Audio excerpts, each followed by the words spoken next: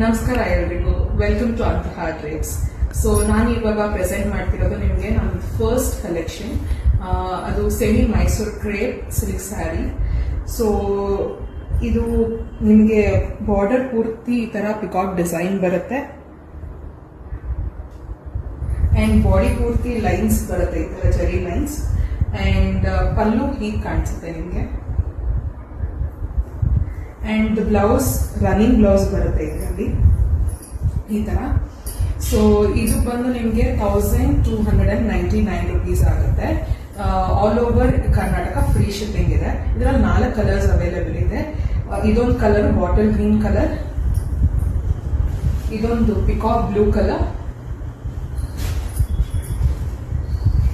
ಇದೊಂದು wine colour